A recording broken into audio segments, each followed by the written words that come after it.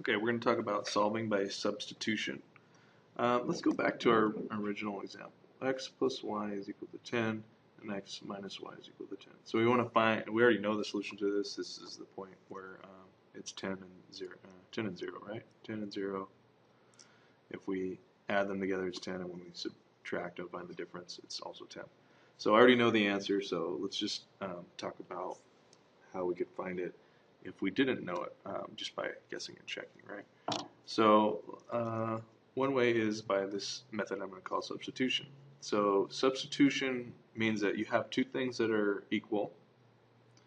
So that means I can substitute this blob that's on this side of the equal sign anywhere that I see this blob on the other side of the equal sign. They are equivalent to each other.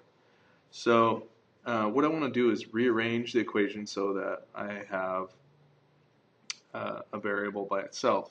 Now, probably the best way would be, if I want to keep everything positive, we like to keep things positive.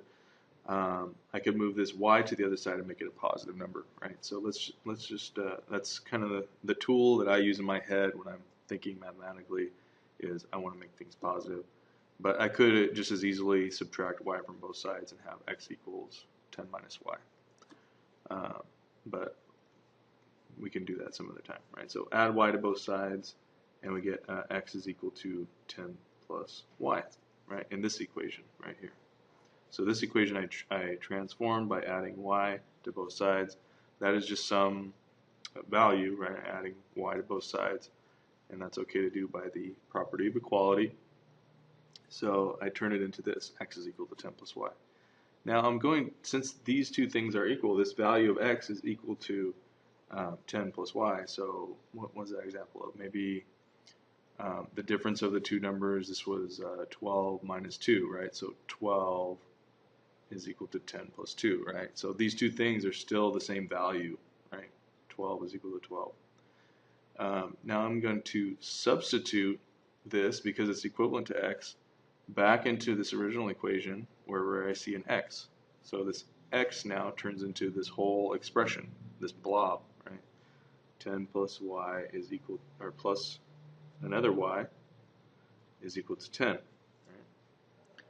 So then I would solve this equation now, just like we solved our linear equations before. We combine any like terms. Y plus y would be 2y. So 10 plus 2y is equal to 10. Subtract 10 from both sides, and then I get 2y is equal to 0. Divide both sides by 2, and I get y is equal to 0. And that's what I expected, right? And y is equal to 0 is part of the solution, but I want to find the ordered pair. I want to find what the two numbers are. So I take this and I substitute, because y is equal to 0, these two things are equivalent to each other. I substitute it back into either equation above and find out what my x value would be. So maybe this one, right? X is equal to 10 plus 0, so x is equal to 10. Or I substitute into this one, right? X minus 0 is equal to 10, so that tells me x is equal to 10. Or I could substitute in this one. X plus 0 is equal to 10, so that means x would be equal to 10. So any one of those equations I could substitute the y value of 0 back into and find out what my x value is of 10. So x is equal to 10, y is equal to 0 is my one solution to this equation. Okay, so let's just do a little bit more complicated one. How about y is equal to 1/4 x minus 2. I'm just making this up off the top of my head. And 2x plus 3y is equal to 6. Okay, so I already have, one of the equations is already solved for one of the variables. So the value of y is equal to the value of 1/4 x minus 2. So wherever I see a y in the other equation, I can substitute this value. Now, this blob has to get multiplied by 3, so that means I'm going to put parentheses around it. So 2x plus 3 times this whole blob. And now I have to multiply this whole thing by 3, so I use that distributive property that we talked about before. So this would be 3/4 x minus 6 is equal to 6. Okay, so I'm going to add 6 to both sides, and I'm going to combine these like terms. So this is 2 plus 3/4 would be 2 3/4, or if I could change this into a fraction, it would be 8/4. So 8/4 plus 3/4, I'd have 11/4 x is equal to 12. And then to solve for x, I could multiply both sides by the reciprocal or divide both sides by 11/4. So multiply both sides by 4/11. So that makes it a 1x. So 1x by itself is equal to 12 times 4 over 11. So that's 48/11.